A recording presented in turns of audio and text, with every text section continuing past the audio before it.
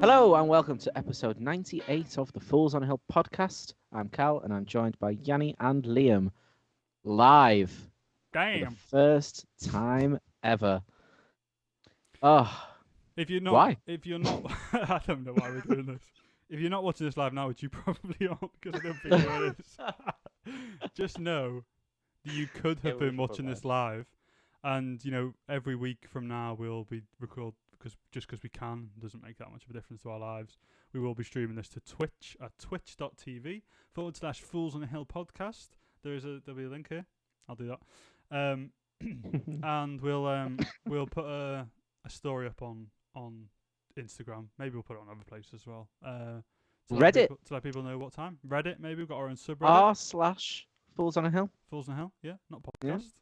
Why not podcast, Cal? Well, no, because one, I asked you, and neither of you cared. And two, we branch out now, mate. Yep. Okay. Thanks for that. So yeah, keep an eye out and we'll let you know the exact time. We usually do it on a Tuesday, but this is a Thursday. So it's already a bit off, and the time at which we do it changes every week. And that's, to be honest, we're not changing that. We just do it when we can do it.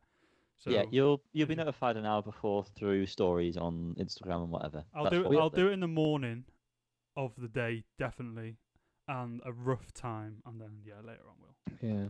We also say we do it every week, but it's been at least a fortnight since we last recorded. Check Busy the boys, socials. aren't Check you? the socials. That's the only thing we'll be posting. So Nah, check the TikTok because the tier videos are coming back. The brackets. I found a good little game today. So we'll get some more of them out. guys, do you know what I've not done in a while? Go on, Sorry to kick thank you. in, Carl. No. Yeah. Thank you. I was struggling. What's everyone drinking? Oh. It's been Well, a while. I'll kick it off. Go on then. I have no drink with me. That's which- fantastic. That is It was dangerous. foolish error, but I had two pints of apple and blackcurrant squash before I came up because I had. Heavy What, hitter. like quick succession, like just down Oh, and Well, I had a salad for me tea, which was very nice. But I had a hot sauce in there that was fucking hot, and I was struggling towards the end, so I had to wow. reset the surface. delicious. Yanni, what are you drinking, friend? Well, friend, I've come back to my old faithful. Piss? This Dog piss in the piss. fight. by the looks Dog of it. piss. Yeah. It's actually Radler, my own. Oh, Oh, nice lemon. Yeah, you it's that fine. weather in it. Beautiful it's a baby Radler boy. weather. Why not? Guys, talk us through a Yanni Radler. Sorry, Yanni. Yanni Radler. Well, it is. Quantities. Make sure you have a pint of water beforehand because you're going to need to piss into the glass. yeah, that's important. You can tell 'cause it's frothy. No, it's whatever beer you have. Yeah. I'd say I have about that much up to beer. So just over half a pint of beer. Wait, no. Yeah. Just over half a pint of beer. And then the rest is, of course, Fanta Limon. I mean, if you're judging half the glass as half a pint, Jan, it's less than half a pint. Well, you know what I mean. Yeah. Liam, what are you drinking? Well, guys, it's been a while. It's been a long time since this has happened. But, the old faithful, Godfrey, Oh, the black stuff. Endorsed. beautiful. Will I'll tell you what, will I boys. pour, yeah? I have progressed in life lately, and I can now have 3 pints of Guinness, Go on, son. which I think is Wow. Before quite what? momentous. Before wanting to cry and go on to spirits. Listen, Callum, I want us to just take it back. Just tell us again about you drinking the blackcurrant. Just tell us that story again. One. Pretend you didn't mention that you drank 2 pints of blackcurrant and just say it again. Okay, yep. Just say it again, Cal. Just say it It again. again, Cal. I've had 2 pints of blackcurrant and apple squash. Oh. Well, that seems quite a lot. You had 2 pints in quick succession. Beautiful. Successio, according to Notion. Yeah, I have been. It's just- Me and Uh, Liam didn't plan that, by the way. I just knew what was going was on. that? Yeah, is that what you were going for, Liam? Sounds Yeah. quite impressive. obviously. There was a perfect segue, but we still had stuff to happen. So sometimes you got to roll it back. As a video producer, I'm aware of these things. You see. Take it back now, y'all. Yeah, I've started watching Succession, What? which honest. is just like 4 years too late, but it's good, isn't it? Couldn't tell you, mate. I Couldn't don't tell know. you, I've not seen yeah, it. I've heard it's very good. I've never even seen it. What's the point of me talking about it then? Well, tell us how it's I don't good. know, it you, is. you brought it up. Yeah, fucking hell, I man. don't know. Yeah, but I just It's assumed that you it's just finished, hasn't it? It has, yeah. So that's the natural time to start a series. Yep. When No, but it's everyone's good, talking though. about it on Twitter. It's good. I do really want to watch it. It is on Yep, the it's on the list. I recommend amping it up. I'm 8 episodes through of, I think there's 39 episodes. And to be quite honest with you, I can't wait to finish doing this so I can go watch an episode. I'm only joking. It's third on my list. If anyone wants to see. But put it top. What? Go on, Well, give us your number top one's 3. Sopranos, which I'm Ah, actually yeah, just that's- about to start watching. We're going to watch that after Succession, I believe. And second is Ozark. This list How have you not seen Ozark? This list isn't actually I in never order, by finished the it, way, yeah. but that is probably the order I'm going to watch it in. So yeah, it's probably going to come first. To be Did honest, you mate, finish it, Carl, or not? yeah, Oh. you could have stopped after series 2. To be honest, Oh, series great. 3 was all right, but Rave reviews here from Callum.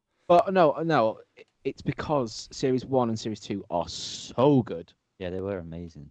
that 3 and 4 are still good, but they just I think the long gap in between really just sort of put me up because they're long episodes and it's something that benefited. Well, I benefited from just watching episode after episode. So yeah.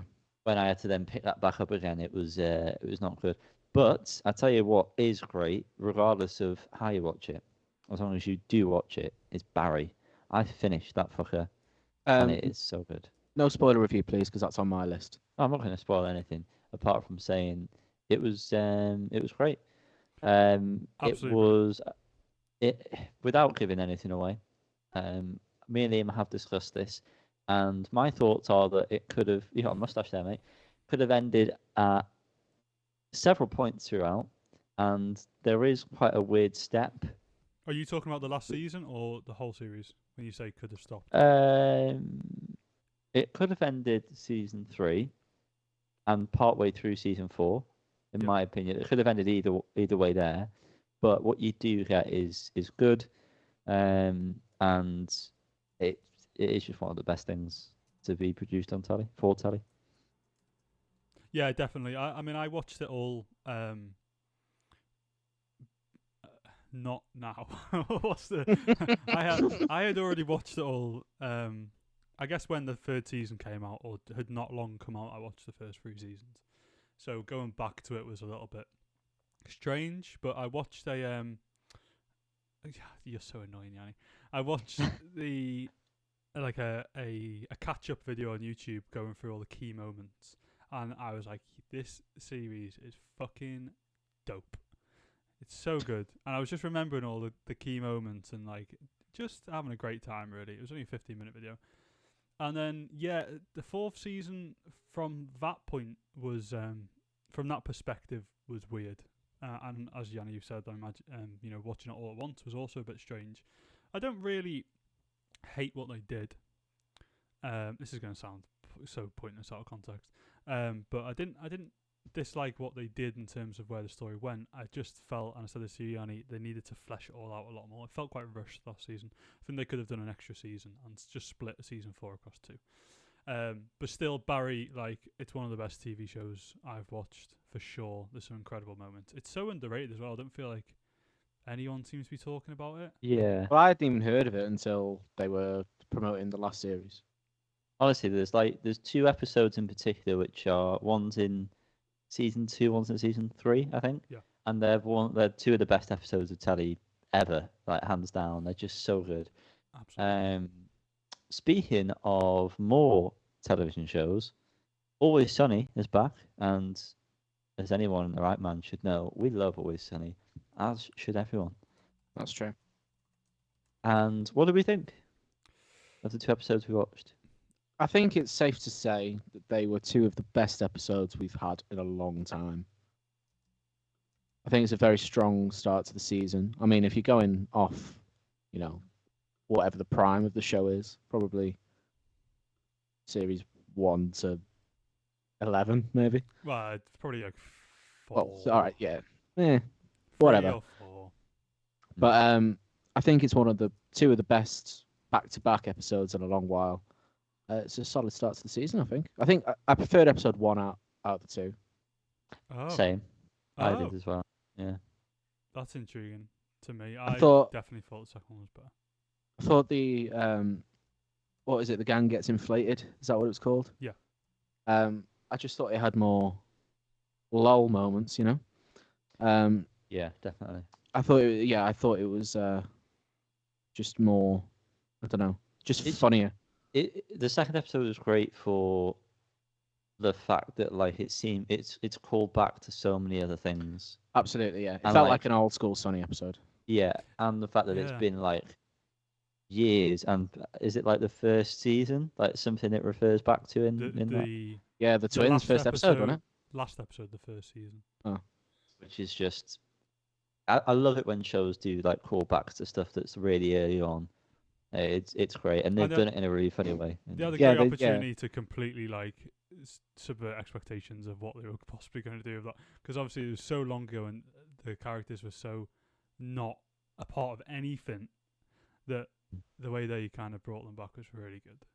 It was funny what Max said as well, saying how he just completely forgot about them, which is just a funny little Very nod, good. so, And yeah. also, I mean, we're trying not to spoil this, but can we? I don't. Actually, can we It's a give fucking comedy give a sitcom. spoiler It's not warning? like Let's give a spoiler doesn't matter, warning does it? here, and I'm going to say something. Yeah.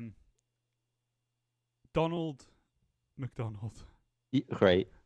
unbelievable. When Yeah, he showed him, and it's clearly the same actor as Luther, unless he has a twin. I Yeah. don't know. Unbelievable. That really, for me, I think that was the second I text saying like, yeah, episode 2 is brilliant. It really made me laugh. That whole sequence is great, and Charlie's just getting so wound up that Yeah. Matt can't see like this great He's thing doing happening. he's doing literally what Mac is like aspired to, and is heading towards. Oh yeah, there's so many great moments like Charlie screaming at his mum and her screaming back, and Mac clearly breaking. Yeah, I thought it really felt like an old, and I don't know if it's just because both of their mums were in it, but it really felt like an old Always Sunny episode. Not just for the callbacks, but just for the kind of style and the pace and stuff. Mhm. But really good. Even the whole Dee and Dennis and Frank situation felt kind of old school.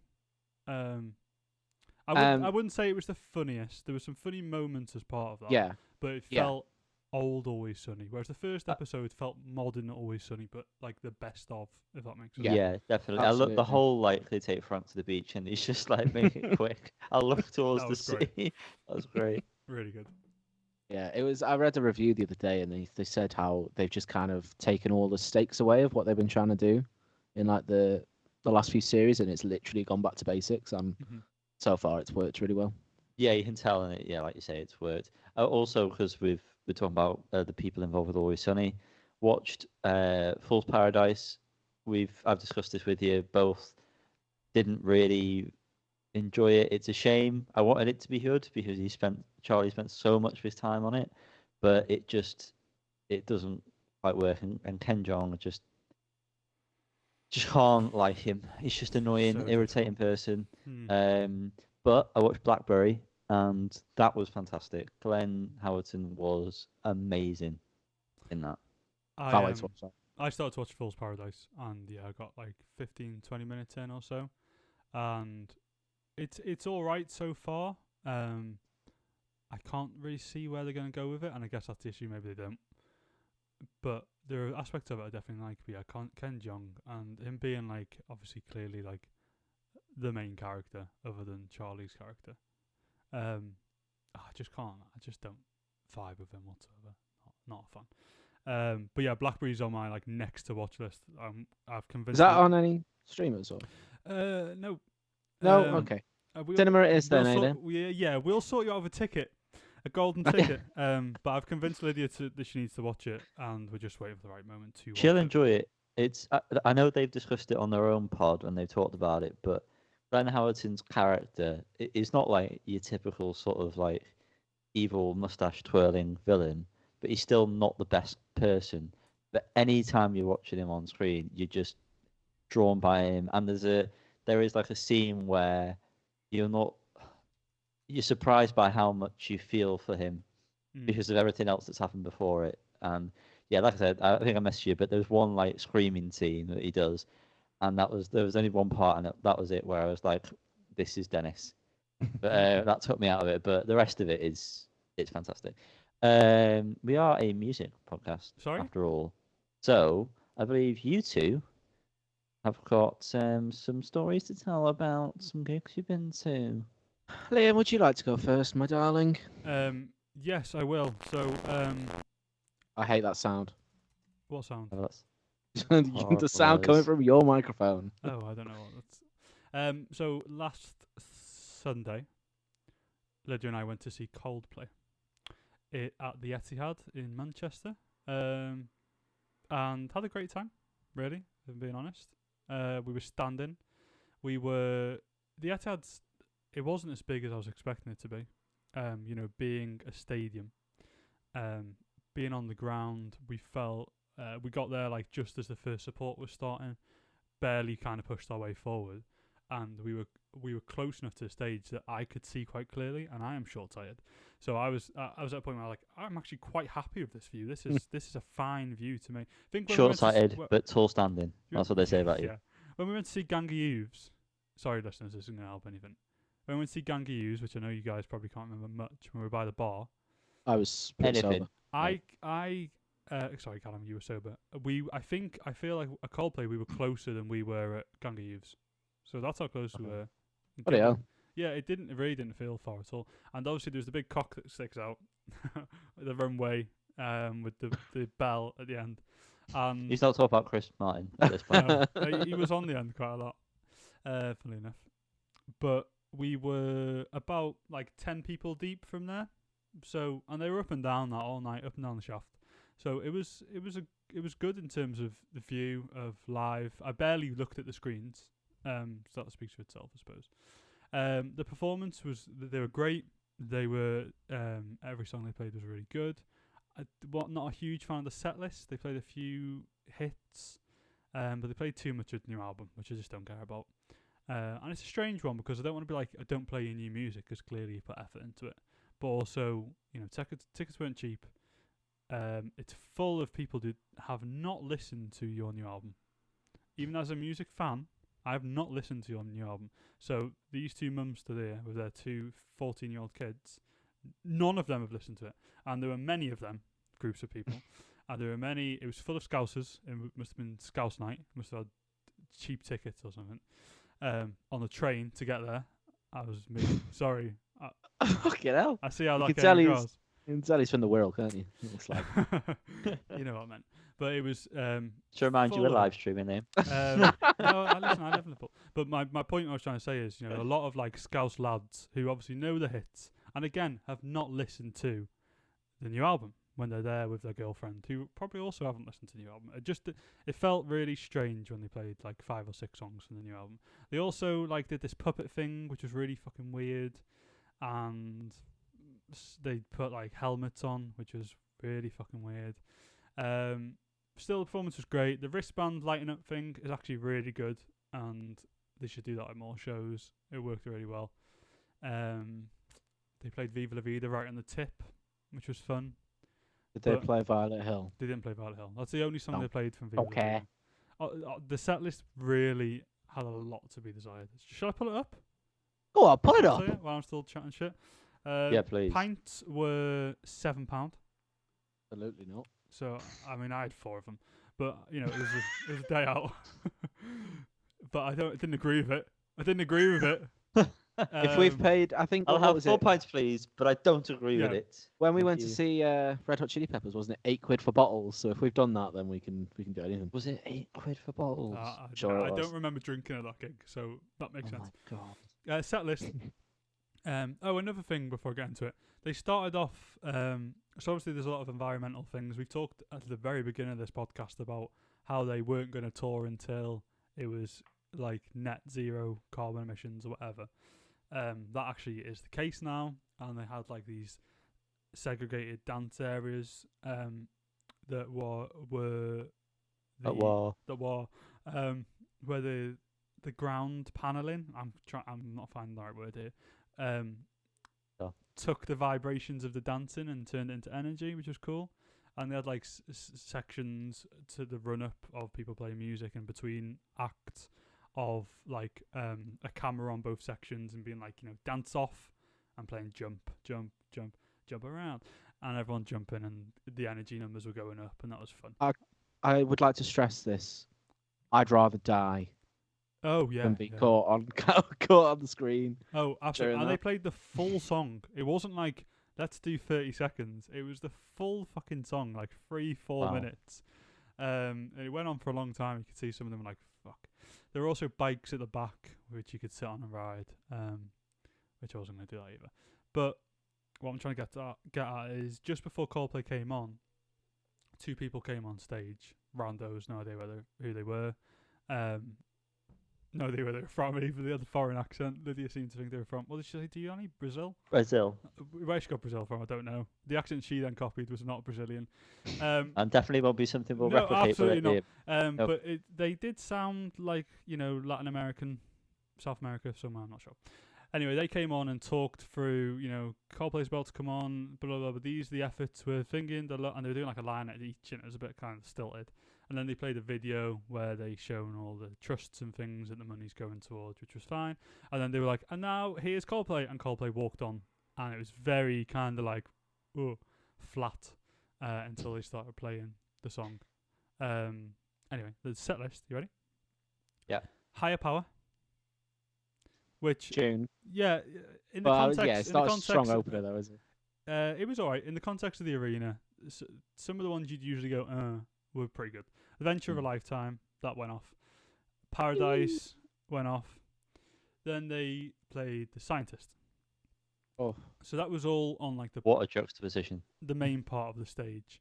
Then they came up to like the tip of the peen, played Viva La Vida, Hymn for the Weekend. Then they played Up and Up with a fan. If you're messing with the microphone, please stop it. I'm not touching the microphone. Nowhere near it. I'm tapping my fingers. Is that what you can hear? No. Stop now. Oh, I don't know. Then they played Up and Up. Well, just Chris on a piano played Up and Up with a fan who came on who had a sign. But that was nice. Then they played In My Place. That was great. Yellow. Then they played Human Heart and People of the Pride from the new album. So we're up to, I think Higher Powers from the new album, so we're up to 3 new songs. They played Clocks. And then they played Infinity Sign, which is also the new album. They played Something Just Like This and Midnight, which I don't actually know what that is. Maybe that's from the new album. My Universe, new album. BTS, that wasn't it? Yes, they weren't there. A Sky Full of Stars. They played Sparks.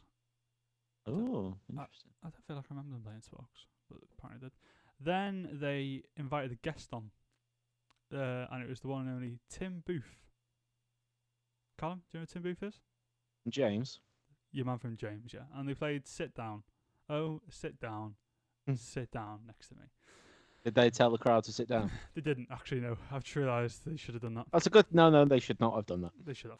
Then they played Humankind, which is a new one. Fix You, and then Beautiful as the closer, which was a bad closer.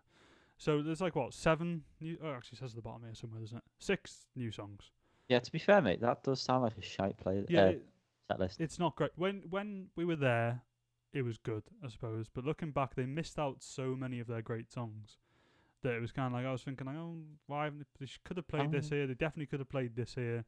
Lay off the newer ones. They played 3 songs from A Head Full of Dreams. What's Head Full of Dreams? I've just said that a lot. Oh yeah, it's one of the more recent albums, isn't it? 2 from Ghost Stories. Like, what? Who's listening to Ghost Stories ever? But that's that anyway. And the supports were, if you're interested, Churches. Porridge was the first support. Mm. Spelled Porij.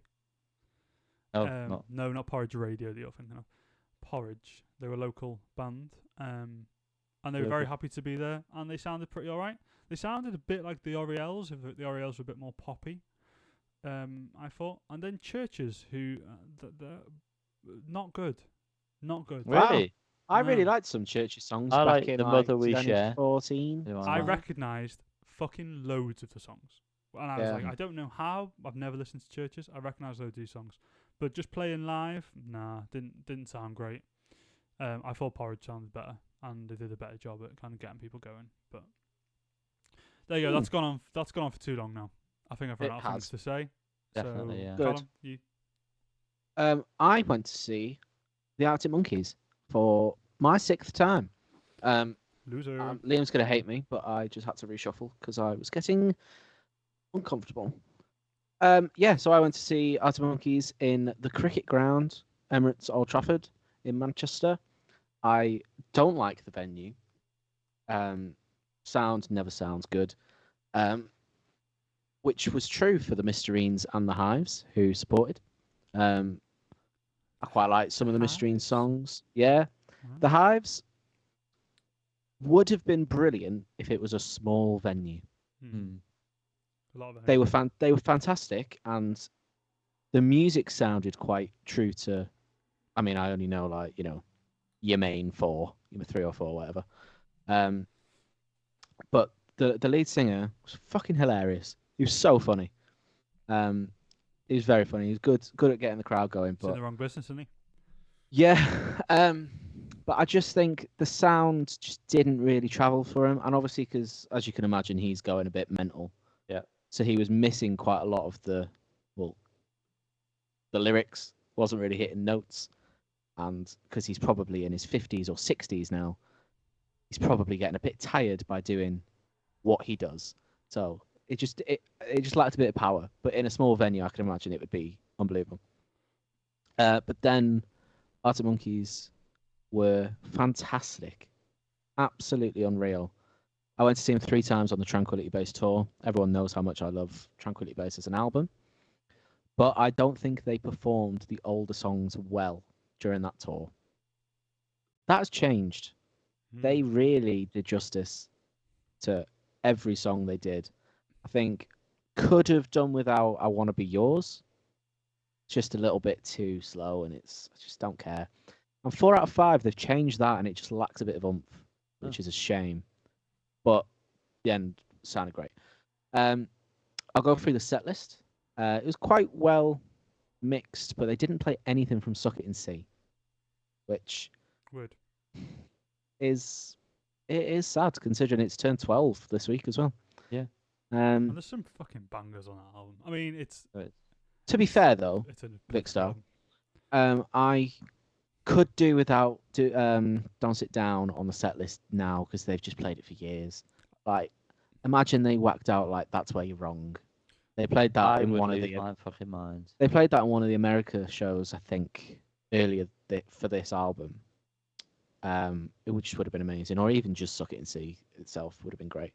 But they started with Mardy Bum, which obviously fantastic. Then Brian Storm, Snap Out of It, which sounded amazing because I don't really care for AM, but maybe I do. Crying Lightning, Teddy Picker, The View from the Afternoon, which arguably was one of the best sounding ones, which I was really surprised at because Tranquility Base tour, they could not keep up. Well, Alex couldn't keep up. Cornerstone, 4 out of 5. Why Johnny Call Me When You're High, which they changed a little bit, didn't sound as cringe. It just sounds good now. Arabella, Pretty Visitors, Fluorescent Adolescent, Do I Want to Know, Star Treatment, which was the first of the tour, my favourite Arctic Monkey song. I was happy. Mirrorball, 505, I Want to Be Yours, Body Paint, Yanni. Yeah. Prepare your bottom for Body Paint. Okay. Holy shit. Holy hell. It sounds massive. Like, massive. Okay. Amazing. Then the encore was Sculptures of Anything Goes, Dance Floor, and Are You Mine. They were absolutely fantastic. Go on, Liam. So I counted 3 there for the album? Yeah. Well, which I think is pretty good. They know what they're doing more than Coldplay, I suppose. They played 2 from Tranquility Base, which, I mean, I could have done with more, but, I mean, I understand. 6 from AM, but it's listed as 5 here for some incorrect reason. 4 from Favourite Worst Nightmare, 3 from Humbug, 3 from The Car, 3 from Whatever People Say I Am, and then 1 cover, which is... Oh, no, so there's 7 from... Oh, from they can't. I AM. want to be yours as a film. Yeah. Right. So there's six from AM. Wow, Um, so 6 from. I understand it was the most popular album. But they were very Mm. popular before that, and they've been very popular since. So like, I don't know why you'd have 6 songs. on I an know. album. Before Well, I guess I why Jody went. Call Me When You're High is a B-side. No, it's not. That isn't. Is it not? No. You're thinking of Stop the World, I think. Yeah, Yeah, maybe that I was the am. B-side to. To that. Hard. Okay. Yeah. Ignore me. Before I went, I was really not asked about Snap Out of It, but fucking hell, that is a great song. That Mm. chorus is absolutely fantastic. Yes, I've of been course, really getting great. into some AM songs, to be honest with you. Just they are good. When Yeah. you take a step back and sort of try and not hold it against anything else beforehand that they did. It is a great album with great songs, and Absolutely. they sound Yeah. fantastic. I'm excited to go see them tomorrow, as of recording this, or Mm. today, as of maybe you hearing it, if it's up in time. I don't know when Or it's Should be. 4 out. days ago, if you're listening 4 to days this ago? on Tuesday. But yeah, and I'm going to see them in Sheffield, homecoming gig. Ah, very I hope jealous. I hope they play something special, or I don't know, bring out someone special. I don't know who they could do for that really, but Richard Hawley, maybe. Don't know. Is that special? I mean, it's special to me, but like in the yeah, grand if they scheme of did you things. and I'd be buzzing with that. Or Only Ones Who Know. That'd be Or good. Bad Woman. Nobody wants that. Nah, no one wants better than me. So yeah, well that's I'm glad they're sounding the older ones sounding good, Cal. Yeah, I was. Well, obviously everyone knows I love Arctic Monkeys, but I was pleasantly surprised by actually how good they were, and it wasn't just oh, I'm going to see Arctic Monkeys. You know, I love them, whatever. They did it justice. Yeah, but the merch is oh so overpriced. I wanted to get a poster. I like getting posters rather than t-shirts. 35 quid for a poster, and it was so shit. That's so They did- expensive. I know. So obviously, and the queue was From just the man who spent £50 on a poster. A pavement Jeez. gig. It was signed though. It was signed. fair enough. Yeah, 35 seems stupid. And it's the design on all that stuff is bad, isn't it? The best posters are the ones that they do like in South America or Europe. They seem to have like the Absolutely. better posters. Oh, that Absolutely. EU tour one is quite nice with the mirror ball in the middle of like that weird geometric. I'm looking on their website. The Glitter Ball 2022. Oh, I guess maybe it wasn't your tour. Anyway, whatever. Anyway, but yeah. just before we move on, I Okay. hope everybody who spoke through Star Treatment has a shit year. What's wrong with people talking at gigs, man? The same with Coldplay. I was thinking, like, you guys have played, this group here has played hundreds to be here. Hundreds and hundreds. And you're all chatting shit to each other. Just go and sit in your back garden and chat shit to each other and not over fucking music. God damn it. God Yeah. damn it, people saying from the barriers. There's one last thing. To be honest, it's not really it's gonna be weird now because we've moved on to music. I went to watch Spider-Man Across the Spider-Verse. Great, so good. I can't wait for you both to watch it. Cal, you'll love it. Yeah, I Liam, can't you'll wait. also very much enjoy it. Callum really, really loves Spider-Man, so that's why he'll love it.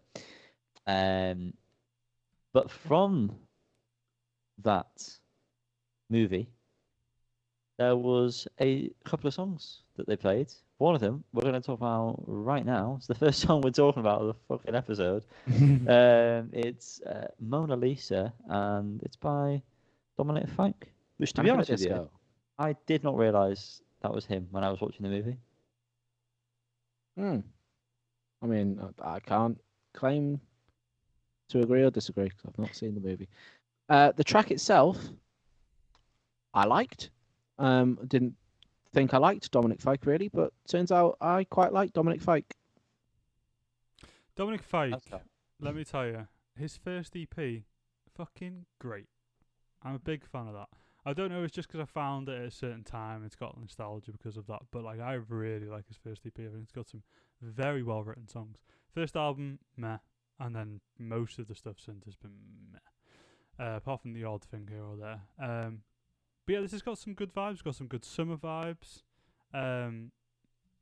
Just a good tune. It feels very Spider-Man.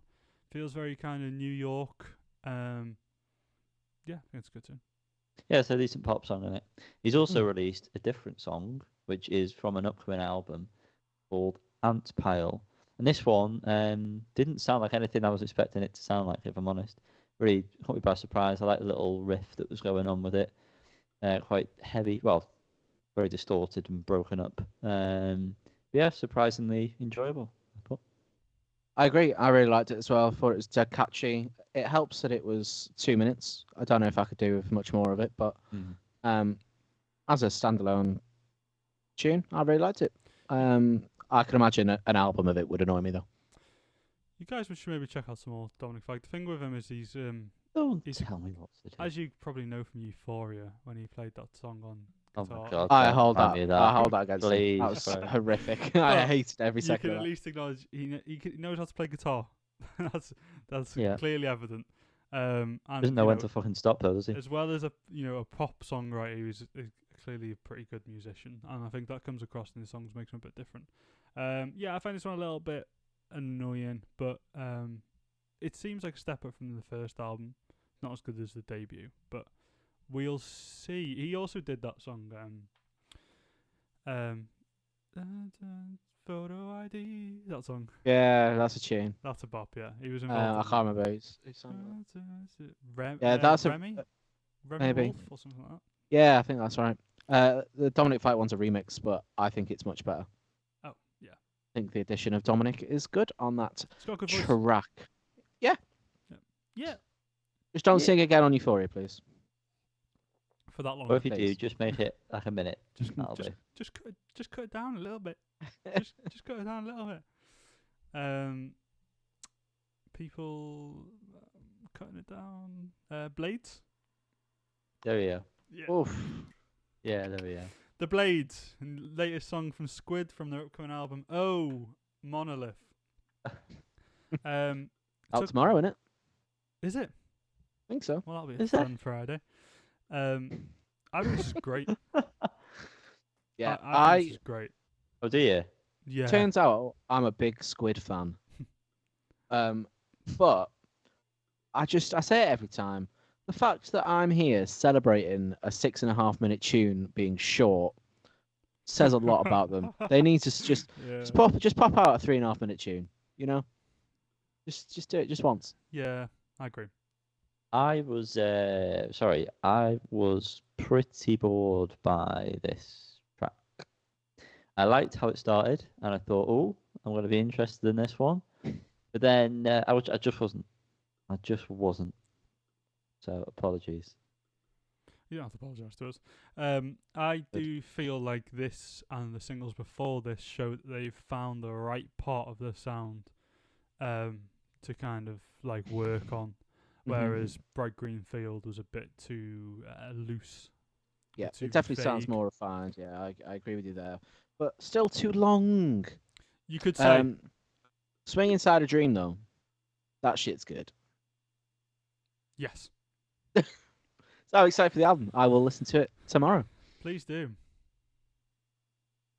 Keep Anyone it rolling, guys. Yeah. Oh, go on. Well, the thing is, the reason I'm usually the one to segue things between tracks. But honestly, apart from one of the tracks, which we'll probably save till last, I really just didn't care about any other song this week, apart from Spotlights we'll get to. Well, all right. but Well, I'll this take one- it on Bloc Party if you're not Yeah. really that bothered. Yeah. I am the resident Bloc Party-er.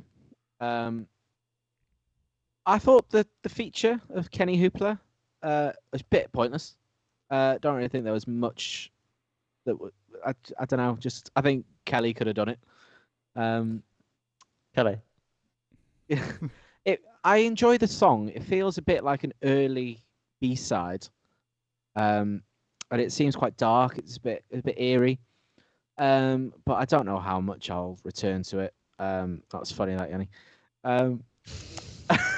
Yeah, I don't know how much I'll return to. I'll pop it in my Block Party playlist, and I might leave it on every now and then, but Wow. not changing. You play that when changing you're all having the block parties?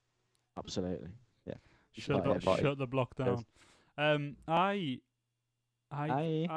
get what you're saying about a pointless feature given, but like, is that just because he kind of fits the style perfectly? And then I think that's Maybe. then a good feature, surely. Like, Maybe, yeah. If like he fits really well. As soon as I saw his name, I was like, oh, this is probably gonna be, at least it's gonna work in some way. And I think the song itself is actually really good. It's one of the better Bloc Party songs I've kind of remember hearing of recent times. Please, for the love of God, go and listen to some of the B-sides I've put on the drive. I will never. Yeah, totally, man. Totally. Yeah, I mean, this was a song that I didn't think was bad, but it just wasn't quite interesting enough for me to actively know I'm going to go back and listen to this song. Fair enough. But what I will say is I'm so happy that they're doing songs like this again that are more guitar-centric than some of the stuff they did on Hymns.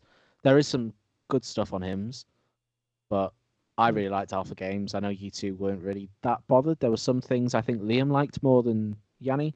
In Situ is don't know me. regular Yeah. on mine. Yeah, In Situ is fucking great. Yeah. But yeah, I'm glad they seem to be kind of finding their way again, which I'm happy with. I mean, I love the band, but yeah. But yeah, wow, okay. Yeah. What if you were ill, what might you take, do you reckon? Snowman? No, man, exactly. But not at the top. Blonde Redhead. Yeah, I really liked it, but it kind of passed me by at the same time. I just kind of felt indulged, so I've got no points to make, but it all sounded very nice, and I was happy that I was listening to it. And I haven't gone back to it since making that one note. I really have never felt more like I've not been listening to something whilst at the same time listening to something. Yeah, I was the same. I don't know why. But there we go. Yeah, I do get that somehow. But I've listened to it a few times, so it's sunk a little bit. But I really like the sound. I just generally enjoyed the song, really, to be honest. I just realised that my monitor isn't on, and I'm wondering why I've sounded like I was drowning. I felt like I was drowning this whole time, and now Felt like you were drowning. Finally hear myself. I enjoyed the track. I thought the vocals were great. I thought the music was enjoyable. I'd enjoy a full album of this, even if it's not going to be very grabbing attention-wise. It's going to be a good, nice, enjoyable time. Wow. Absolutely. Sorry about that, guys. We had some technical difficulties. We're back in the room. What were we talking about, guys? We were just about to talk about the new Clark and Thom Yorke song, Medicine. Yes. Sorry if that cut out on I think we spoke about the choral last. Who cares? This song I have made no notes for, but I was just listening to it in the background while Liam was having one of his weekly breakdowns. And it was quite enjoyable. It was quite an enjoyable soundtrack of that moment, but I don't know if I'm going to care enough to revisit. Yeah, I thought it was quite boring, to be honest with you. I was Liam, expecting more to happen and for it to get more interesting when Thom Yorke popped in, but honestly, he didn't for me. Liam, you have permission to wank yourself silly. Thanks, offer. I will push back that offer. We are live. No, I saw this and I was like, "Oh, that's cool. Tom's done something recent." This actually, the album came out of this fairly recently, but this song had Thom Yorke in, so I included it. The first time I listened to it, I was like, "Yeah, that's fine," and then it came on when I was listening to the playlist again a couple of days later, and I'd forgotten about the song, and I was listening to it thinking, "God, this sounds a bit Radioheady. Something about the bass and the drums is quite Radiohead-ish." And then Thom Yorke started singing in like the later part of the song. I was like, "Oh right, I remember what this is now." But yeah, I quite like this Clark's voice. I quite like the general vibes. I haven't tried the full album, but it's good to see that Tom's still up to something. Since the Smile album. Absolutely. And the last single of the week is Pip Blom featuring Alice Kapranos. Alice, then. Did I say Alice? I was really worried about the pronunciation of of the surname. I completely messed up the first name. For Franz Ferdinand, lead singer, with the song "Is This Love?" And yes, it is, because it's a fucking slapper. It is. I would like to say, I am a massive fan of Pip's voice. Yeah. It is all wonderful. the blomming that's going on is Pip in my interest in. Absolutely. And it would be rude to not mention Tiger again, because Song of the year so far, maybe. You've really put me to the post there, Cal. Song of the year. Seriously, 2 for Really 2. blown my mind. 2 for 2 on these two bangers. Very much looking forward to this album. Yeah, just good times, man. And Alex sounds great. Yeah, man. Real good times, bro. Yeah, Alex. Alex is always a win for me. Alex, good shit. Alex. Alex, Who baby, wait for me. Yeah. Album Wow, spotlight, great. anyone? No. Yeah, go on. Okay, let's go to there then. Ding dong.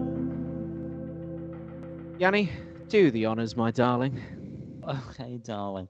The I was hoping you'd just go Foo Fighter. Like you oh, did. we're going straight into that, are we? No, we're not. Oh, I we're was gonna not. say. We've not. We've Fucking blown my load we've far too discussed early. this in the notes, and it's in Sorry, order. that We're doing was- Baxter first. Baxty. That was about an hour ago now, though. Come Liam. on. It's in Baxter order on Dury, Baxter Dury has released a new album. I thought I was better than you. Very quickly, I'm going to touch on it because I've not made any notes from it. And to be honest, there's not really much I want to say other than the lyrics surprised me by how personal they were. I've not gone and listened to much more Baxter stuff. I'm sorry. But yeah, it really caught me off guard with how personal they were, and I like that. Most of the songs were decent enough. A few standouts for me were Ellsbury Boy, Crowded Rooms, and Glows. I think Sincere as well, although Sincere ended very abruptly. Since the yeah, one it where was it kind that. of like slows down. Yeah, just that ended too short, too quickly for me Yeah. because I was really liking that one, and that was it. But yeah, a lot of the songs just were a bit too. Not a lot happened. There wasn't a lot of exploration within the songs, but it wasn't necessarily bad. But I just wanted more from it, you know. I think that he said that he's going for a kind of hip hop style, and like I don't think he'd ever listen to this album and think, "Oh, this is hip hop," but Definitely not. I feel like that's quite common in hip hop songs. Is you've got your beat, and it's the words that are going somewhere rather than the music. So I think he's kind of touched on that aspect of hip hop music. Yeah, I think in terms of storytelling and stuff, you're right. It's very interesting to see just how deep he goes on a lot of this stuff. For like most of the songs as well. And I've tried to find the lyrics and I can't seem to find them online. Yeah, I've done the same. Which is annoying, and I'm not good at parsing lyrics from a song. I always get them wrong. But even from that, I could tell that there's a lot of mention of parents and stuff, which from listening to other Baxter stuff doesn't happen as much. They're generally stories about like society, individuals, and stuff like that. And it not being your dog. Yeah, he's not your fucking dog. All right. But yeah, when I first heard the album, I was a little bit underwhelmed. It's quite short. You're right, it doesn't really go much places musically. But the more I've listened to it, I'm starting to kind of appreciate it a bit more. I think the shortness is fine now at this point. I've listened to it a few times. It makes it easy for those subsequent listens. And I still think there's a lot of good quality Baxter music and lyricism, and his voice is great, and so is Madeline Hartz, who's the resident other vocalist, and there's a few other female vocalists on this as well that really add to that. I think it's a fairly solid new album. Couldn't agree more. Yeah, it's my first proper delve into a full Baxter project. It was good. I liked it. I think the singles for me were the highlights. But with it being 27 minutes, I can imagine this being something I put on in work quite regularly just to listen to something different. And I've enjoyed my time with it doing so far. Yeah, what I did, I said I didn't really go and explore much Baxter after this, but one thing I did explore was Baxter in brackets, These Are My Friends. Oh, banger. Absolute slapper Yeah. of a song. Big time. Yeah, he's got a few good features. Tends to elevate. I feel like Fred Again might be someone that There's a couple of Fred Again songs that I like, yeah. if I'm honest. I don't feel like I would give this a good score in terms of like I've Oh, not he's thought scoring about it. it. No, I did no, leave I it. mean like, I I put a don't. note in Notion hoping someone would see this, whether we're going to score Yeah, this or not. no, I don't feel like I would do it much justice because I've not really thought about it That's fair. or revisited it since first listening. So I don't want to do that. We've got one name on which Hal's ruined, which will be ranked, scored even, sorry. Next up, another one. That's right, there's going to be 3. Water from Your Eyes. Everyone's Crushed is the name of the album. Again, it's going to be a very light touching over of this. Partly because I don't know how to put into words my thoughts and feelings towards this. It was enjoyable, confusing, thought-provoking. Yeah, all those things that I've just said. But like, I actually cannot put this into words. My favorite song, which I don't know, if it's because it's the most sort of straightforward one. The one that I've listened to the most, basically, is 14, which was the last single, I believe, to be released. And I think I said at the time I was quite happy with that. And I think I said also that should have been the closer. I agree with my past statement, because the last song, Buy Me a Product, just sort of, it was one of those where it was like, why is this the closer? It could have been before that. Just felt redundant because it wasn't the closer.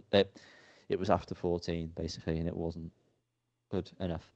But yeah, everyone got the same opinions there. Absolutely. I mean, I can't add anything to that. I definitely agree with 14 should have been the last song, 100%. I don't think I've actually listened to Buy My Product, because I've switched off after 14. Like, I think once that starts playing, it's like 20 seconds down, like, I'm alright. But yeah, everything, the first 8 tracks, yeah, I really enjoy. I revisited the other day, and I enjoy in this weird way. It like scratches my brain in a nice way. There's just so much going on, yet it seems so well refined in a weird way, despite it having so much going on. Clearly, I know they've been making music for a long time, individually and together. I don't know if it's been that long actually, but they've been making music. They've been around, and you can tell this seems like the kind of magnum opus, I suppose, for them. And yeah, I really enjoy it. It's really good to work to because I can only do one other thing while this music's playing because every other sense is being fondled with. So it means I have to work because there's nothing else distracting me, which is good. But yeah, mad one, an interesting one. Interesting one. Again, we're not going to rate this one because I don't know how to possibly do it. I tell you one thing. Go on. Who were them? Sorry, this would be better if I knew what they were called. I can't remember what they're called. They are like the proper. Oh, it's Jockstrap, isn't it? This is what Jockstrap are trying to do, but I don't feel like Jockstrap ever reached this. Maybe they were still a bit more, vocal importanceness. I mean, no sense whatsoever. But whereas these are just going for it full force, and I think it works very well. Yeah. I think because the Foo Fighters one is going to be a separate video, play the jingle again right now. Oh, it's great. Thanks you so much. It's that simple. It's just that simple, isn't it? I'll just play the jingle again. Okay. Great.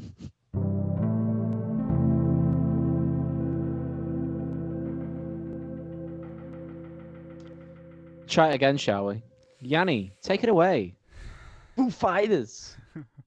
Back with the album. But here we are. We are here together. And we're going to talk about this album.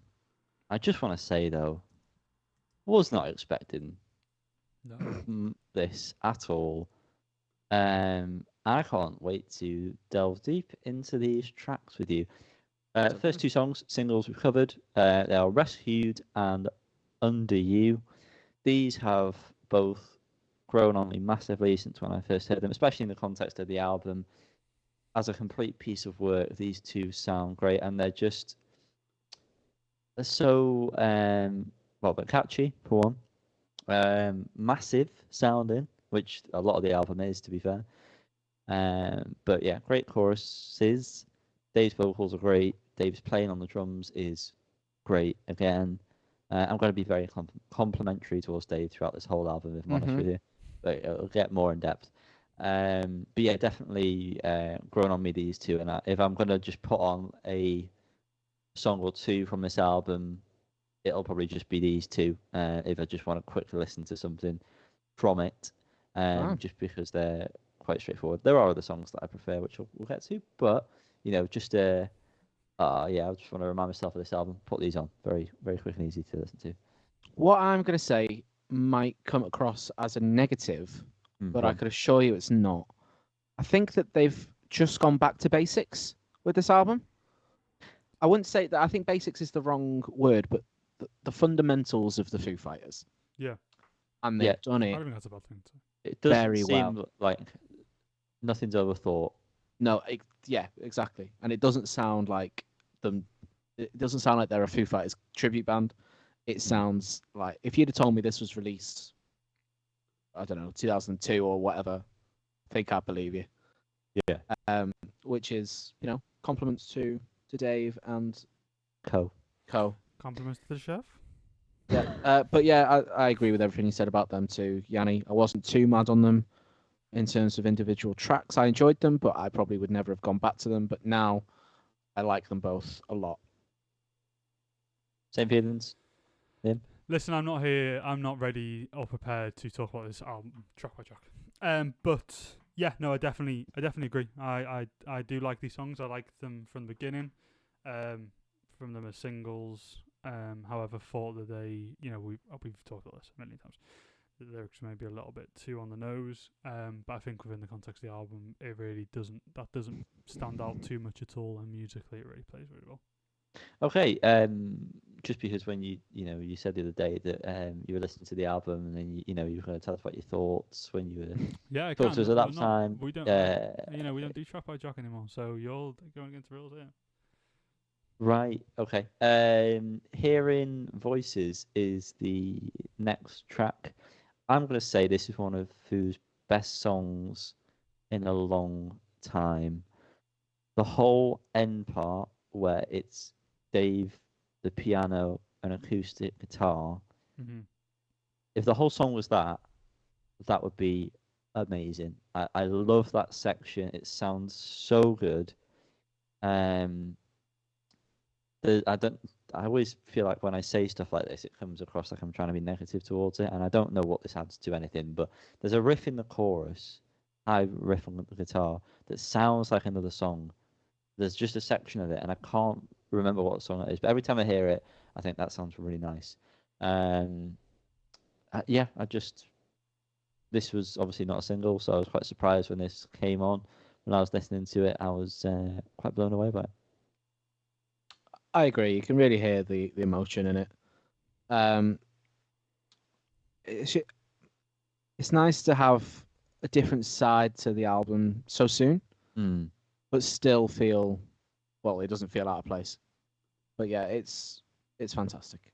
I mean, I can't believe how much I've enjoyed this, to be honest. Yeah, I think this is the start of it where it's like there's chord voicings and like melody choices in it, where it's very early Foo Fighters, especially this end bit that I've gone on about to a stupid degree at this point. But like that's very like it sounds like it's ripped out straight from like a demo from like the early 2000s or late 90s. It's just magical. Liam, sorry, what were you going to say? This was obviously this is the moment where we've shut up. This is the moment where we've heard two songs that we knew as singles. And so it's the real test now is, what's coming next? Where's this album going to go? And yeah, when this first came on, I was like, just kind of shocked, I suppose, of like just how high quality it is. And as you mentioned, Yanni, that end section really kind of just elevates the whole thing. And it makes it feel so like personal at that point. And to get that so early, something that feels so like really kind of deep in a way, but it doesn't feel heavy at the same time. Like it sits well as the third song on the album. I think it's really really well done. Yeah. Next one, but here we are. And yeah, sorry, I do know I'm going in order, but I don't know how else to describe or talk about this album without doing it. It feels like it's the right album to do this with. But here we are, massive chorus. And this was one of the first songs, apart from the singles, where I thought, it's amazing that he can still sing like this. Like, it's unreal at his age that he has got this. And he still smokes quite a lot, from my understanding. And he can still absolutely pull this off without any problems. It's just fantastic. Absolutely. I mean, I don't know what to say without just repeating myself, but I don't want to shit on them for Medicine at Midnight, but fucking hell, it was bad. Oh, please do. Oh, it was so bad, and I'm so sorry for Taylor that was the last studio album that he was on. When they've still got this in the locker, it it's an injustice. But it feels the sad like thing is they've only got this in the locker probably because of maybe the things that happened. Yeah. I mean, it wasn't just Taylor. Dave's obviously lost his mum, hasn't he? Yeah. So. But yeah, it just feels like they've kind of got their mojo back. This song, I mean, I wouldn't say it necessarily stands out in terms of the album, but it definitely stands up with some of the best songs they've released over the years. On Spotify, for example, if you put on a Foo Fighters mix and this was in there, you wouldn't think, fucking hell, they've lost it. This would still be one of the best songs on there, in my opinion. Yeah, I agree with that. I wouldn't say it's one of my favourites off this album, but it's a very solid song. It definitely is better than anything I remember from that last album. And yeah, it's just so powerful. So you're right. The fact that Dave can pull this off is incredible, to be honest. Yeah, next one is The Glass. This was, and I remember at the time thinking the same thing, and I'm still in that same mindset. This is probably my least favourite of the whole album. Me too.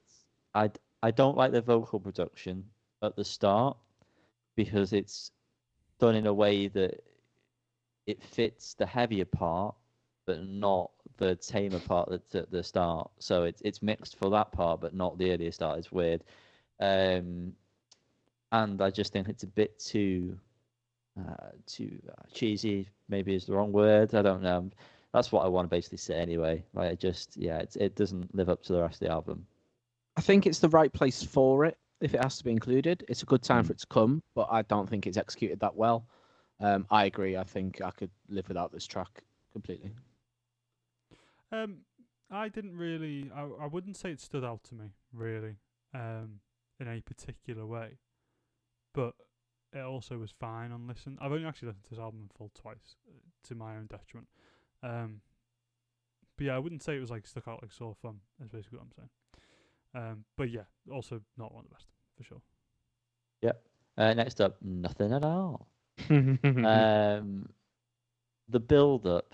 Oh mate, to the chorus and then hitting into the chorus is so fun. Every time that happens, it's fucking great. What's been captured in that audio span is great. I really like this song as well. Can I just tell you, I know we don't compare, but I saw a certain Mr. Melon Man wear a certain colour flannel shirt, and I just couldn't resist going and have a little watch. This was his least favourite song. Wrong. It's so wrong. This is, Yanni, you used a great adjective, fun. It's just a good time. And yeah, that pre-chorus, I've listened to it about 5 times, that pre-chorus, since we've been talking about this album, just looping it. It's fantastic. Yeah. It really is. Yeah, I'll be honest. This again, really. It just I don't really remember it that much, as opposed to some of the others on this album. Put it on now. Get to the pre-chorus. I'm listening to it. Yeah, it's Treat yourself. Yeah, it reminds me. I don't. This is absolutely not meant to be pejorative at all. Of some era, but I can't place it. Of Paramore. So that's that. Yeah. More so after the chorus when it goes back into verse. Something like guitar and the drums. Okay, yeah. Yeah, you kind of get me. Yeah, I've Okay, got right. nothing more to say about that. Nothing at all. Nothing at all. Next up, Show Me How. This is another single released just before the album. Beautiful. Beautiful. It's great to hear that Foos can pull this style off. It's very shoegazy, warm, fuzzy feeling in the tummy. Callum's gonna say it now. Violet Grohl's vocals add so much to it. It's good to hear Dave doing like harmonies with her, because he sort of takes a back seat in the chorus. It sort of flips, and it's good. She ends up doing like the main vocal throughout the chorus, but melodically, I mean. But yeah, great. Just floating off listening to this. It's great. Absolutely. I mean, it's kind of something that I've just thought of now, listening to it. But it kind of makes me feel the way the Zephyr song makes me feel, Okay. Yeah. where I Yeah. can literally just imagine lying outside and just having this on the whole time. As you say, the chorus is just amazing. It's just lovely. It's lyrically, it's quite simple, but the addition of the harmonies, and with that kind of only really being the only time it's done on the album, especially female harmonies, it really stands out, and it's one of the most poignant sounds Yes. on the record. Indeed. Yeah, I absolutely get the Chili Peppers link there. When I listened to this album last, actually, at some point I remember thinking, but I didn't make a note, and so maybe it was this. Maybe I had a telepathic thought of it. But I was placing more One Hot Minute. I'm not. I'm joking. I'm I joshing. don't actually remember when it was, but at some point on the album, and this seems to fit the most now. I'm thinking back to it. But yeah, I think it's great, and I think, as you say, Yanni, the vocals between him and Violet kind of weaving in and out between the two. It's lovely. It's lovely.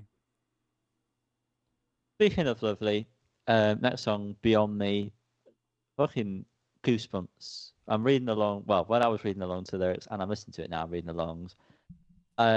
Towards the end of it, there was a little bit of dampness in the eye. It's a beautiful moment, and it's more ballady, but it works, and Dave's performance really sounds like the wrong word I to know use. exactly. You know what I mean? I know exactly what But you mean. it really sells it. It's just great. Yeah, Beautiful song. couldn't agree more. Yeah, definitely. When it kicks in as well, it's so well done. Like it's beat by beat, perfect way to kind of throw that in. Yeah, great.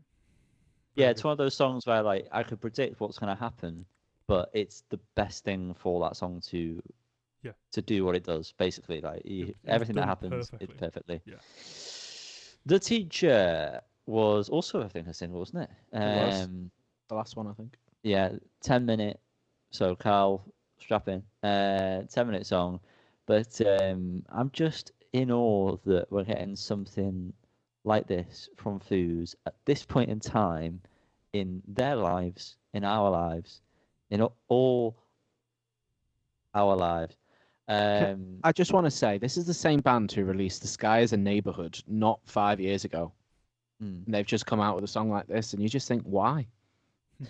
Yeah, I mean, this again is one of those ones like Hearing Voices, where it's got that sort of melody and the chord choices, very like when we've said multiple times at this point, the decade that it's trying to, it sounds like. And I'm just amazed that I listen to this and I don't feel like I get bored at sort of really any point. It keeps you entertained throughout. And it is quite simple though. So it does a good job of what it does. Absolutely. I mean, you say about me strapping in, but when a 10-minute song does enough to keep you engaged, I'm all for it. And I think this does. I do think, I mean, Dave screaming goodbye at the end is just kind of like heartbreaking. I feel like it's difficult because the next song is also really nice and I really enjoy it. Yeah. But this just should have been the ender. That should have been it. Which is a shame because Rest is great and I think it does a good job of closing it. But yeah, if that was the end, you just think, fucking hell, like that. I mean, I don't know. Yeah, I agree with that, definitely. Yeah, it's a tricky one 'cause I do think Rest is also a good ender. But the teacher, anyway, yeah, I can't say I'm a huge fan of like the first part. But there are like 4 or 5 distinct parts to the song. The last part where it kind of slows down has that really good groove. Love that bit. Absolutely love that part. And yeah, as a full song, it's brilliantly crafted. Nice one. Last song on the Cheers, album, mate. Rest. Again, to sound like an echo here. Sorry? Yep. The chords, production, the way Dave sounds, like actually sounds singing of this, sounds like it could be a demo from like he recorded when he was like in Nirvana, trying to like write his own stuff. Because there's a couple of songs where there's stuff like that that's about, and it sort of fits like that vibe of it. It's weird. To know that he can still sort of do that. So it feels nostalgic listening to this for that reason for me. That fucking switch up where it gets heavy, the biggest whiplash of my life. So gnarly. It's fucking great though. The ending, there's a note that when he's singing like the bit that gets repeated that is out of key, with like the tone of it is like not in the same key as what the other instruments are playing. It works so well that I don't care. It's not in the right melodic key for it. And the last lyrics are sort of great as well. Again, almost shed a tear listening to it. That's me done. Yeah, I mean, I do feel like I've done it an injustice by saying that the teacher probably should have ended it, because this. Are you now listening to this? Oh yeah, but no, I said that at the time. Yeah. I just think that it's testament to how good the songs are throughout the album that they both could have done that job perfectly, and I think we'd both be saying the same. We'd all say the same thing, no matter which way it was around. We'd say it's the perfect way to end the album. I think ultimately Rest is the right choice. I do agree. Yeah. Yeah. And it's great. Yeah, it's a great closer.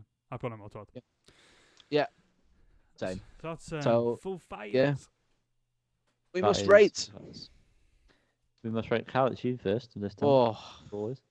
I mean, I had a rating in mind, and I have increased it by 1 Okay. throughout this, because I have been listening to it and I can't really fault it other than the glass, which, I mean, I'm nitpicking with the glass because it's fine. It's just not really for me. So I'm going to give it a 9 out of 10. And when I tell you I did not see that coming, yeah, I mean, I did not see that coming. Boy, oh boy. Very strong score. As I said before, I haven't listened to this enough. I'm listening for it again now while doing this. I wish I had, and I will listen to it more.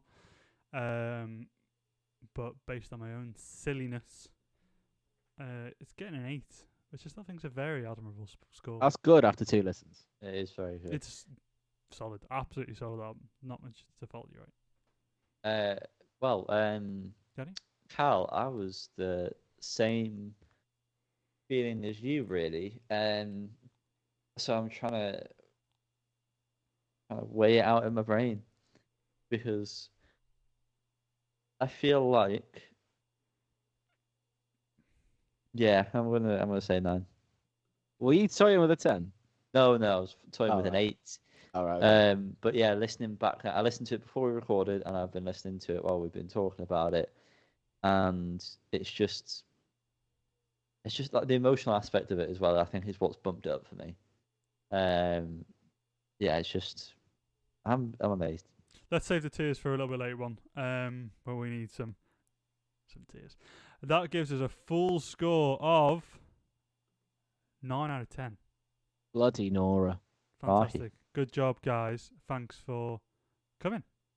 Dave, I hope that has rectified our relationship based on my all our medicine at midnight comments. You've We'll really redeemed yourself, so We'll see, well eh? done. We've got something else coming up, which we should just do. Are we ready? Oh no, I'm tired, but So let's get ready it for you. over and done with, Let's shall go, we? That's the guys. spirit. Hey! Oh, hang on. Did you guys hear the sound then? Nope. Thank God. Hang on, I'm not allowed that. We're He's not getting the not. sound. We're not getting it. That's upsetting, isn't it? Not for hell. It's a gong. That's so weird. Why hasn't it worked? Just do your best wrong. Who cares?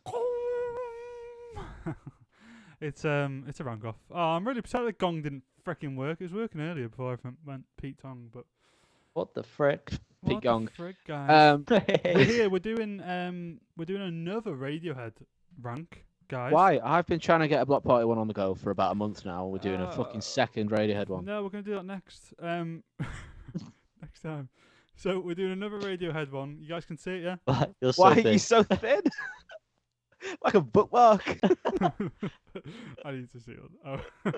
Oh. So last time, oh gosh, last time, no one else can see. Only you guys. I can know see no this, one else so, can see this, but it's great. Last There we time go. we did the top 10 Flashes there. singles, UK singles, from the official charts. We They weren't just weren't we weren't good happy enough, with, were they? we weren't happy with them. Weren't The they? songs that we wanted weren't there. You know, it just wasn't the right vibe.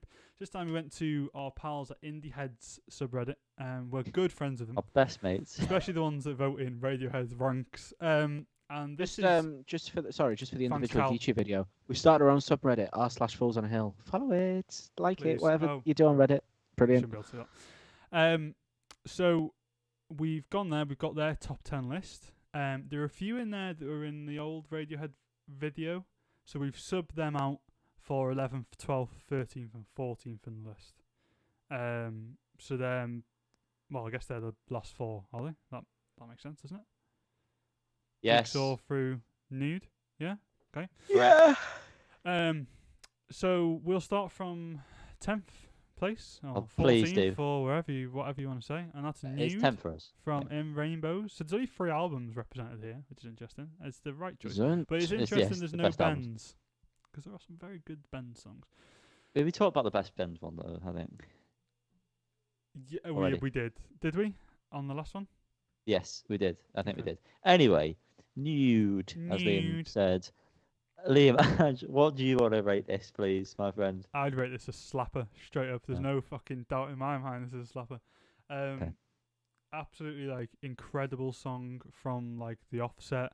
The vocals, the reverse vocals at the beginning. It's so, like, emotional. The kind of drop into the verse where it's just the bass and the drums and the vocals. Perfection. Yeah, Slapper. I would also rate this slapper. Whatever. That's Callum. the fucking spirit. Oh, you Callum. need to pick it up for this video, please. I mean- immediately pick it up, actually. No, I mean, pick I'll up, be come and honest. pick you up. I'll be honest. Next This one video. didn't really stick with me. Oh, come shut the fuck up. Okay. I've never But- listened to In Rainbows. So then, not whatever then, but what was your using that knowledge? Well, no, because clearly you two feel very strongly about it being a slapper. So I would have probably put it in a B because I didn't dislike it, but it just didn't. Especially out of the 10 that we've listened to here, I didn't like it anywhere near as much. But I will allow slaps. Okay. well, Well, thank you. I think That's more interesting than just saying whatever. So thank you. definitely. I think even giving it a B, I think we probably would have still put that on Slapper. I feel like Slapper has a little bit of extra. We would have No. had to have used a card, Liam, and he's allowed it without no, a I card. think So there's waiting with I- the Slapper. no, no. I Well, don't you know think if there if is. it's 2 3s and a 1, okay, put it that way, and that becomes 7, and you find the third average of that, it's 2.3 recurring. So it's Liam, basically what's the 3. next song, please? The next song is the national anthem from Kid A. Okay. I'm gonna just say outright. I tend to skip this one. It becomes too repetitive for me. I like it initially. The bass line is fantastic, Undeniably. undeniable, but I get too much of it. I don't need as much of this song as I get. But because I enjoy everything up to a certain point, I'm gonna give it an A, but no more. No more. I'd also give this an A. Yeah, the bass is just absolutely stonking. It's a top tune. Yeah, it's a top tune. I would put it in Slapper. Sure. And I Is noticed there just quicker? Is there any that you wouldn't on this list? the bass line, as you touched on, is incredible. I think the vocal production incredible. So like when people talk about Kid A being like changing music entirely, I don't necessarily completely see that picture as someone who's well out of that period of time, but songs like this make it clear where people are coming from. The horns, fuck me, those horns are so good. The unraveling as it goes on, and just the stuff being thrown at him when they play it live, and just shit's being played everywhere. Oh, it's so good, so good. I'm coming after the song Radiohead. Kid Shit's being played everywhere. A. Shit is being played all over the gaff. Coming after Kid A, which I think is a meh song. It really picks the album back up for the rest. So I would have put it in Slapper, but it's in A. Thank you. Thank Exit you. music for a film is the next one. I would say, and if you've watched the video, you know my bias towards Radiohead albums, but this is a slapper in my books. Yanni, I actually agree with you. This is absolutely stunning. Isn't it? It really is. That's yeah. I mean, I don't have words, but I don't. It's. Would you say crescendo at the end? It's just whatever it is. Kind of. Just the ending is just absolutely horn-inducing. The fucking bass sound when it comes in and it drops is just like orgasm everywhere. Yeah, the bass is unreal. This is one that isn't such a definite slapper for me. Not gonna lie. I don't know if it's just because I don't listen to OK Computer as much. Or this song, it's got such a long kind of intro and kind of build up that I can't always be arsed with. But I definitely... I don't feel like it... Sorry, I'm going to just argue with you. I don't feel like it has... Compared to some Radiohead songs, every time I listen to this song, I'm always surprised by how quickly that heavier part comes in. I suppose. I think I just can't be bothered with it full stop from the beginning. Do you know what I mean? Okay. Regardless of... I'm not necessarily saying it's not a really long intro. It just is a not so fun intro. I think. So where would you put it? Would you put it in A? I mean, I'll agree with Slapper happily. I'm somewhere between A and Slapper because also I appreciate that whole intro part is like brilliant, and also when it kicks in, it's incredible. So it's a hard thing for me with a lot of these Radiohead songs. I think I had the same thing last time we ranked them. Is I don't want to say like I don't like them or they're bad. Some of them just aren't quite as fun or aren't as... Don't grab you as much, yeah. Yeah, Well, there's something, but like also I still think they're great, and sometimes I love listening to them. So yeah, it's a tricky one. The whole like chord sounds that come in on like the second verse, which are like sounds like a chorus of people, but it's quite clearly like a synth sound. Yeah. is great, and it's used in the best Black Mirror episodes. This song. Oh, don't say that. You need to watch it just for when this song comes on because it's Which like episode's that? it's the one with the guy from Shut the Up- end of the Shut Up and fucking Dance. world. Yeah, Shut Up and Dance. Yeah. Yeah, Yeah. Shut Up I and know. Yeah. Of course it is. Yeah. Fantastic. That is. Yeah, I think that might be the best episode. Yeah, when this song comes in and that episode as well, it's like Yeah. massive. You know. Anyway, Silly. next song, Jigsaw Falling Into Place. Mr. Godfrey, it's your turn to speak first again. Oh, is it? Well, Yeah. I won't start my ranking because it's pointless. I don't know how to describe this song other than it being perfect song and inhuman. I don't understand how you can write a song like this, from like every individual instrument to the motion of the song itself, like the vocals. Just it's a slapper. It's a slapper for me. The acoustic sound on this is so well captured. To be honest, this album is perfectly produced. Everything sounds fantastic. All the pieces just like Jigsaw fall into place. Yeah, I would quite happily put this in Slapper as well because I think it just is that great. It's one of those dancey Radiohead songs as well, so you can have a good time listening to it. And the vocals building up as well in energy. Sorry, Cal, to get in, but That's right. the way the vocals build up throughout the song is so good. Cal, please. Couldn't agree more. Fantastic song. Really is fantastic. Everything about it is just. It's just What was he This saying? is one that I'd actually knew, which I was surprised about. But yeah, no, it is fantastic. I say it all the time, but I want to get into Radiohead, but I just feel overwhelmed. Just listen to In Rainbows over and over again. That's all I Yeah, do. yeah. That's all you really need to. Every so often, put another one on and go, "Wow, this is incredible." I'm gonna go back to In Rainbows though. I'll sit happy in my little colourful land of In Rainbows. Okay, I'll do that tomorrow for you. Good lad, I'll do too. 6 times probably.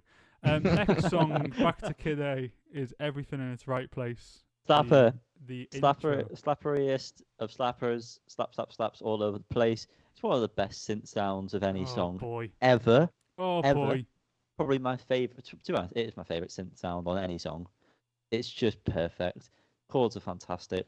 His vocals are great. The manipulation of his vocals as well at the start, where it's it's like in reverse and whatever. Yeah. Just what a fucking great song. I actually couldn't agree more. Yeah, the chopped vocals are just. Yeah, it turns out Radiohead are good guys. to make music. I know they've been long time collaborators with Nigel Godrich. It was this album him as well, I'm assuming. I can't really check, so I can't go on the internet. But like the production on this song particularly is just otherworldly, like incredible. The way just things come in and drop out, and the chopped vocals and stuff, as you've all mentioned, all the synth sounds, so good, and that like really kind of very low, just like a heartbeat drum beat. Yeah. It's almost like you actually can't like place it. It's just there somewhere. It was Godrich, by the way. Great. It's just like it's like there's a club like down the road or something. That's that that kick sounds like. Everything in its right place from the bathrooms. Yeah, literally. But yeah, that synth opening, unbelievable. Every time it gets to me, I've shown Yanni this before, but my 3DS, I've got a custom Radiohead theme on it. So when you turn it on, it just plays that, and then like does like half of the song and then loops again. But I love it every time I turn it on. Well, speaking about loving it every time we put it on, next one. Oh, that slapper. Put that in. Oh, sorry. So I forgot. I was charged. Just shouting shit. Idiotech is the next one. This is my time to shine, boys. Here he is. Go on, Carl. Take it away, honey. Put it straight in the slapper, please. Drop it in there. This is one. I think this was actually. I mean, obviously, other than Just and Creep, probably the first Radiohead track that I knew. Which seems strange, but my God, is it good? Many a time have I tried to hit the high notes. In my head, I think it sounds great. It definitely won't. But it's just, you just can't sit still, can you, when it's on? No, I can't right now put it on, and I can't not sit still. Yeah, I mean that's it. It's just fucking fantastic. Yeah, infectious. All the little sounds are great. It's so minimalistic, really, when you think about it. Mainly, it's just a drum beat throughout the whole thing, and occasionally those synths come in, those rising synths, and then Thom doing all the range. But then there's little bits come in, little weird things happening every now and then that just make it sound so good and don't make it boring. It is over 5 minutes long, the song, just about, but it's just keeps you enthralled in its grasp. Yeah, because it's got quite a long outro of it just kind of being the drum beat over and over again, but still, that's just great. I mean, as you say, it's kind of the whole song anyway, so it doesn't really matter too much. It doesn't feel like it's unnecessary. Yeah. I mean, there's nothing I can disagree with there. Really, just great.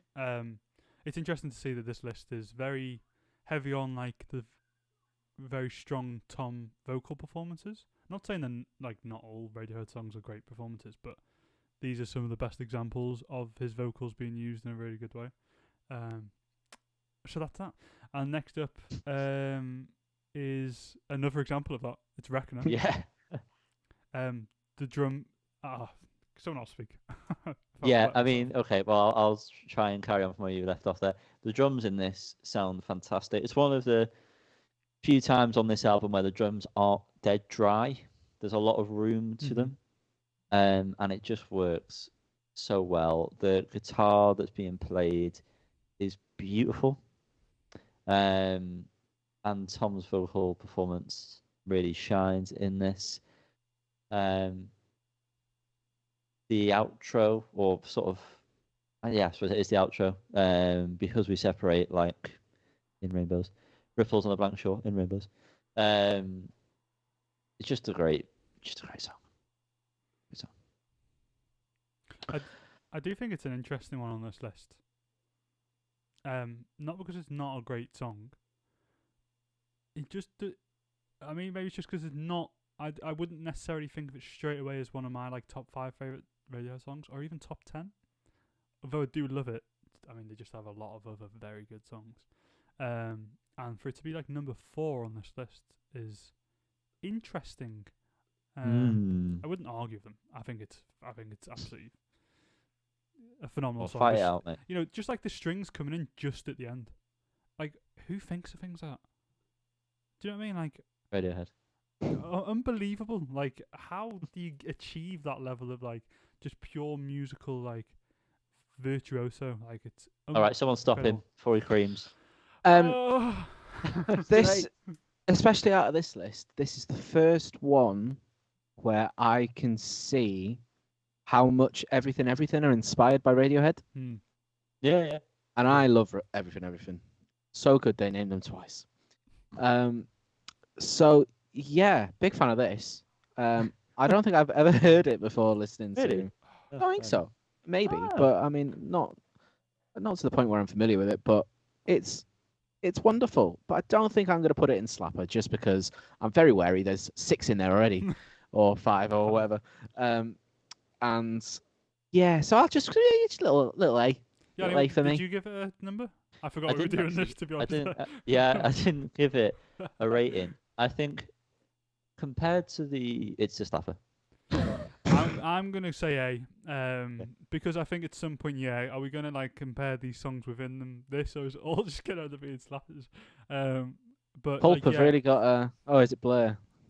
Running for the best band in the world. Yeah, no, I think Radiohead take it. Because I mean, fucking the next song, How to Disappear Completely. I don't know what to say. Yeah, I don't know what to say about this song. I don't know if you guys have watched that video on YouTube. I can't remember who it was that did it, that breaks it down. And it's just mind blowing. And the thing that pointed out to me, which I've never noticed before, it is a really off note that's played through the whole thing. And it sounds off now because I'm aware of it. But like, it fits perfectly somehow. And it's just not fitting in. It's just like it disappears like completely. Tom in this song. Yeah. But yeah, like wow, like just emotional, just the journey of the song is like amazing. Again, some phenomenal Tom vocals. Someone else talk, please. I don't think I can really do much more justice than that. I definitely can't. So is it Slapper? Yeah, go on. Why not? It's a Slapper, but because it's a very slow one, and because it's not traditional Slapper. Yeah, traditional sense. So this is what I mean. I think we've got a problem with it. I think it's an A+. Is this a mutiny? Are you guys mutinying? A plus. Okay, so because we don't have that, we'll put it in Slapper. We'll round up. Well, no, let's put it in A. I mean, it's all the same thing, isn't it? This one, however, is an A. Yeah, letdown. Yeah. Not a letdown. This I'm quite happy with saying A for this one, just off the bat. I like it. Seems like a really random choice to have in this list compared to the other songs we've got going on. Me and Liam watched a video of someone making Nintendo 64 remakes of the song, and that version of this song in my eyes, was better than this actual song. Although it did make me appreciate the song more going back to it. But yeah, it's a beautiful song. But it's not one that I often think about really, or would go to put on. But I wouldn't skip it. There's that. Yeah, I'm pretty much the same. Like, it's just not one I'd ever think about. But yeah, listening to it for the purpose of this, it really is great. And you know the chorus, like when it gets to let down, hanging around part, is so pretty. But yeah, I think it's wild. This is second. Wild. Well, as someone who's not really familiar with the back catalogue, is OK Computer considered a bit more of a mainstream one? It's considered because the best by a lot. Yeah, it's the best. This seems like some of the tracks I know Exit Music's from this album, but the 9 we've covered so far are very Radiohead, if you get what I mean. This kind of feels like quite a lot of tracks that were out in 1997. It's very 90s, doesn't it? Whereas the other ones don't. They feel they're Radiohead. Radiohead. They don't on feel their like own. there's a time Yeah. for them. It's just Whereas they're there. I'm not saying that this is going to sound awful. Please do not clip this. Go on. Go on. But this song it wouldn't be done anywhere near as well. I would like to stress that. But it kind of feels like something Feeder would have done. Or The Verve or someone like... Maybe not The Verve, but like... The Fray. They're very after this. But are they? The Fray were like Yes. 2007, weren't they? Really? How'd Save Yeah. Life? Yeah. That was like But they were 2007. definitely pulling on something from that same time, though. Maybe. But yeah, this kind of feels like that type of thing. It's obviously still wonderful. I'm not trying to shit on it because it is lovely. But this doesn't feel explicitly Radiohead. This feels quite generic again is the wrong word, but it feels of the time rather than of the band. Which might be a good thing. Maybe I should listen to OK Computer first. I definitely will. I'll do in It's a Rainbows. bit more. It's a bit more Benzy. That means nothing. Yeah. That means It's a nothing bit- to me it's as someone more, who it's hasn't. more. I'd say older Radiohead, but let's ignore Pablo Honey. The Mm. band is the Benz is the first album. It's Yeah. more that than what was to come, which is everything else on this list. Have you listened to the Benz much, Carl? No. I think it's a very good album, personally, but it's the most different out of all their albums, apart from like the last one, I suppose. You could say. So Let Down, where are we putting this, guys? Let's say A. A. Yes, fair. Okay, and okay, Weird Fish's Arpeggi is number one. Let's the slap number it. one Slap Indieheads it right in the song. slapper box, Yeah, please. I mean, let's put it there and let's talk about it. Go on, let's talk about it. One of the best songs ever in the world of music. It is that good. Can't argue with that. Yeah, again, inhuman song. Like, who Yeah. thinks of this? Who comes up with this?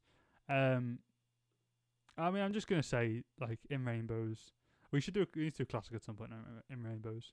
But what an Feel like we've album! done it. They were the absolute pinnacle of their music creativity at that point. And just it's a magical album, I think. And this is one of those songs that it transcends time, space, and anything you can possibly believe in, because it's think magical. I've mentioned it when we've talked about it before, but every single time, without fail, when the backing vocals, Mango is in Not Your Time to Speak, when the backing vocals come in on like the second verse, the high part. Yep. Tension. It's so Yep. simple, but it's just it's EOB. perfect. Yeah, really good. Yeah. So that's I suppose that's it then. That's it. Yeah. That's Nice pretty solid. unbiased ranking. I mean, I suppose it is unbiased because I'm here. Not really. I don't have any, loyalty. Yep. They're just that bloody good. They're just that bloody good, guys. So let's go back to our 3 squares, and that's the end of it. Is it?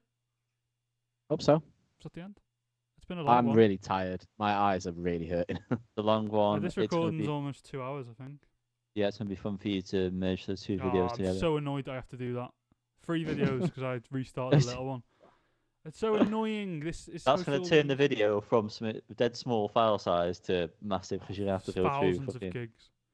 Anyway, that's not for the My viewers at whole home evening. to worry about. No, it is That's your fault.